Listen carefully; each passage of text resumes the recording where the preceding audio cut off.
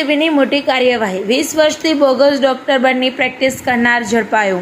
જાહેર જનતાના સ્વાસ્થ્ય અને ચેડા કરતા અને છેલ્લા અંદાજે 2 દાયકાથી ડિગ્રી વગર ડોક્ટર તરીકે પ્રેક્ટિસ ચલાવતા એક શખ્સને આણંદ લોકલ ક્રાઇમ બ્રાન્ચ ઝડપી પાડી કાયદેસરની કાર્યવાહી હાથ ધરી છે। પોલીસ મહાનિરીક્ષક અમદાવાદ વિભાગના માર્ગદર્શન અને આણંદ જિલ્લા પોલીસ અધિક્ષકના આદેશ અનુસાર બોગસ ડોક્ટરો સામે ચાલી રહેલી વિશેષ ઝુંબેશ દરમિયાન એલસીબીને બાતમી મળી હતી કે રાવડાપુરા વિસ્તારમાં રહેતા નીતિનભાઈ દાઉદભાઈ પરમાર પોતાના ઘરે જ ડોક્ટર તરીકે ગેરકાયદેસર પ્રેક્ટિસ કરી રહ્યા છે।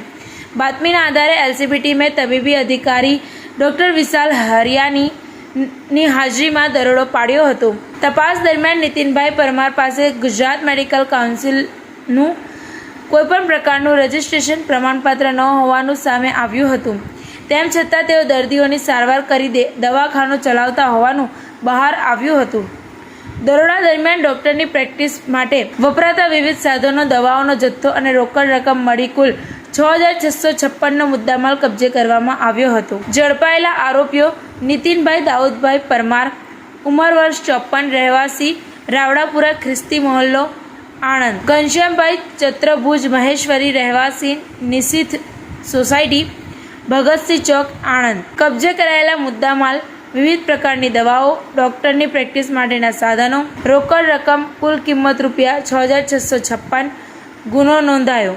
આણંદ રૂરલ પોલીસ સ્ટેશનમાં ગુજરાત મેડિકલ પ્રેક્ટિસ એક્ટ 1963ની કલમ 30 અને 35 હેઠળ ગુનો નોંધવામાં આવ્યો છે અને વધુ તપાસ હાથ ધરવામાં આવી રહી છે। કામગીરી કરનાર ટીમ આ સમગ્ર સફળ કામગીરીમાં એલસીબીના police inspector CP Chaudhary, police sub inspector I J. Rana, doctor Vishal Hariyani, ASI Dilipbhai, HC Yashpalsinh, Mehboob Khan, PC Tausif Ahmed તથા તીર્થરાજસિંહે મહત્વની ભૂમિકા ભજવી હતી। આણંદમાં બોગસ ડોક્ટરનો ભાંડો ફૂટ્યો। 20 વર્ષથી ડિગ્રી વગર ચલાવતો હતો દવાખાનું, એલસીબીએ ઝડપી પાડ્યો। ટીવી 18 ન્યૂઝ નેટવર્ક સાથે રિપોર્ટર બસર મલિક, આણંદ।